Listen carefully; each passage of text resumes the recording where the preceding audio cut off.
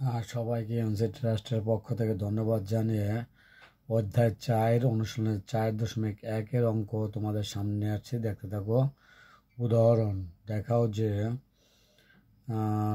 P দেখাও যে এর পাওয়ার পি এর আবার under bracket power Q minus R dot into A to the power Q under bracket এর আবার power R minus P into A to the power under bracket এর আবার power P minus Q equal to 1। এই হচ্ছে অঙ্ক। তাহলে দেখতে থাকো কীভাবে আমি কষেছি। সমাধান বাম পক্ষ যা ছিল তাই নিয়েছি। এখান থেকে কি করা যায় দেখো,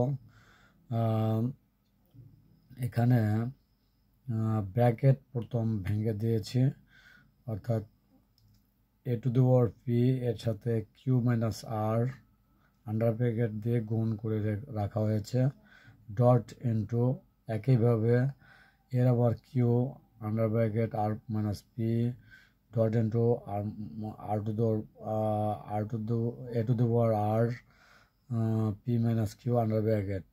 অর্থাৎ এই সূত্রকে ফলো করা হয়েছে, দেখতে পাচ্ছ সূত্রটি A to the power M under bracket এর পাওয়ার আবার N equal to A to the power M N লেখা যায়। এই সূত্রকে ফলো করা হয়েছে। এরপর দেখো কি করা হয়েছে, এখন এ বেস আকারে থাকলো আর পি দিয়ে দুটাকে গুণ বোঝানো হয়েছে।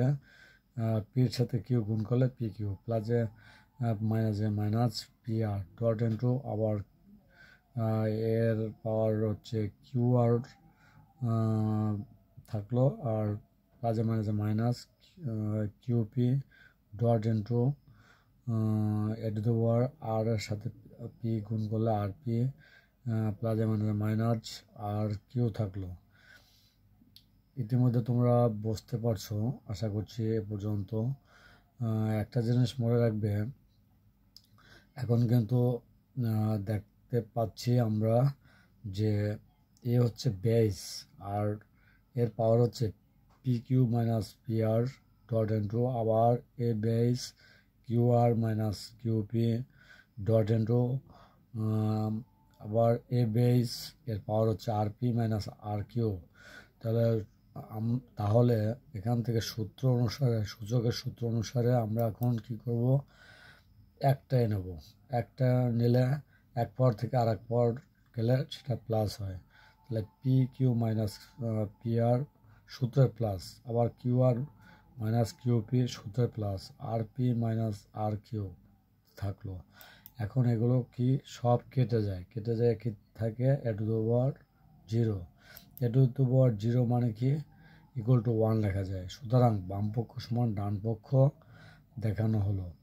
আশা করছি যে যেখান থেকে অঙ্কটি দেখতে পাচ্ছ বা আমার কথাগুলো মনোযোগ সহকারে শুনবে, তাহলে এ ধরনের অঙ্ক তোমরা সুন্দরভাবে পারবে বা সহজভাবে কষতে পারবে।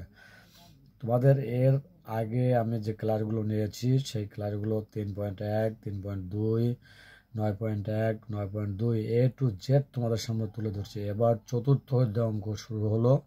4.1-এর অঙ্ক ধারাবাহিকভাবে চলতে থাকবে। আশা করছি যে যেখান থেকে দেখছো বা দেখবে তোমাদের কাছে সহজ লাগবে।